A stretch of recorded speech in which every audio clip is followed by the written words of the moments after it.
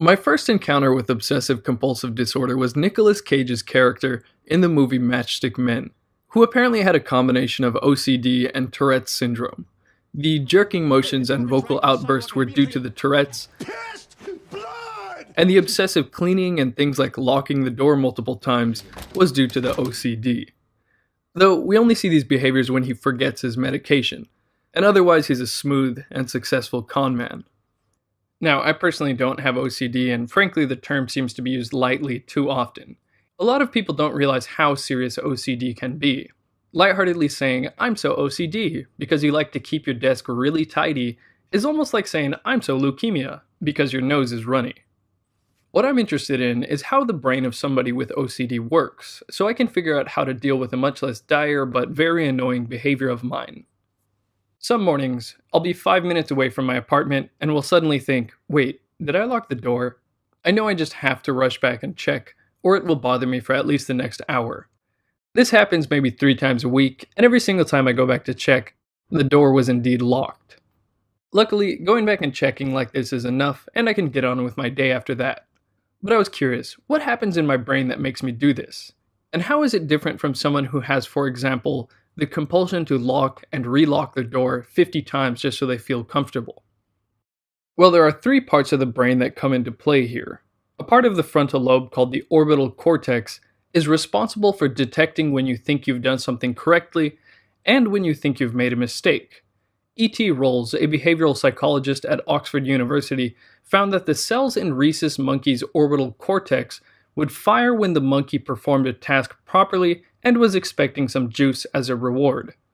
However, when the monkeys performed the task properly as they were instructed but got salt water instead, the orbital cortex lit up much more intensely and stayed lit up longer.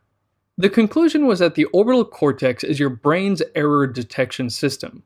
In general, the strong firing of the orbital cortex gives you a feeling of something is wrong.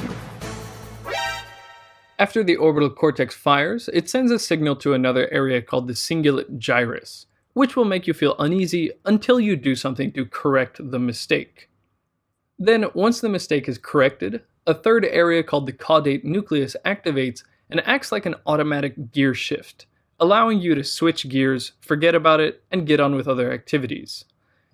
In my case, I thought something was wrong and felt anxious until I went back and checked on the door. Then my gear shift, and I got on with my day.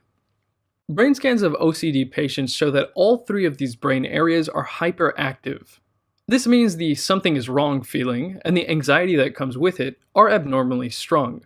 So even with incredibly trivial imperfections in something like, say, the fibers on a carpet, the OCD-afflicted person feels that a terrible mistake has been made and the consequences will be absolutely horrible. This is why OCD can result in such irrational obsessions like, if I don't vacuum the carpet 5 times, my parents will die. As Norman Doidge explains in The Brain That Changes Itself, what happens in people with OCD is that their gear shifter, the caudate nucleus, becomes extremely sticky. This means that even if the person does something to correct the mistake their brain is detecting, that feeling doesn't go away. Their brain can't shift to the next gear, and they stay very anxious. Most people who have OCD are actually aware of the fact that their worries and behaviors are completely illogical. But since the orbital cortex and the cingulate gyrus are stuck in the on position, they are strongly compelled to repeatedly attempt to correct the imaginary mistake. UCLA research psychiatrist Jeffrey Schwartz calls this situation brain lock, and in his book titled Brain Lock, he describes a very effective behavioral therapy for OCD. To understand it, let's look at hand washing, a common OCD obsession. In the behavioral therapy, when an OCD patient has the urge to wash their hands again, even though they're already clean, they are to first mindfully acknowledge that the urge to do this is simply a result of a faulty circuit in their brain, and that nothing bad will actually happen if they don't wash their hands again. They then have to manually shift their gear by right away doing some other constructive activity for as long as they can. The urge to give into a compulsion is usually overwhelming, so Dr. Schwartz recommends to start by waiting at least 15 minutes before giving into it, and then expand that time day by day. With consistent practice, this manual gear shifting becomes an automatic habit, to where when the urge to do some compulsive behavior arises, their immediate reaction is to first identify the compulsion as simply the result of brain lock and then move on to another activity. Brain scans of OCD patients who use this behavioral therapy show that after a while, the problem causing hyperactive caudate nucleus in the brain had actually become less active compared to before therapy.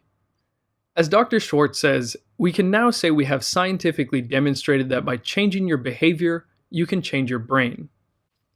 I didn't realize it at first, but this was essentially the strategy I used back when I was quitting sugar. Whenever I got an urge to go buy some sweet garbage from the convenience store, I stood up, set a timer for 20 minutes, and started reading something. Sometimes I would give in and buy the snack after the 20 minutes were up, but I just made sure to increase the time on the timer each day. Pretty soon I was setting the timer for an hour, and after a while the immediate message in my head transformed from, I want sugar, time to get some snacks, to, I want sugar, time to stand up and read. Alright, so back to my door double checking issue. As someone with a properly functioning caudate nucleus, what's the solution to keep me from wasting my time? As Norman Doidge explains, we often check and recheck things without really concentrating. So he suggests to perform the first check with the utmost care. If you're moving so fast during your morning routine without paying attention and being distracted by something like an audiobook, the problem solved circuit doesn't get processed when locking the door the first time, and the gear in the brain doesn't turn. By simply taking a moment to slow down and be aware of what I'm doing as I check the coffee maker and head out the door, I now no longer get the urge to go back and check again later.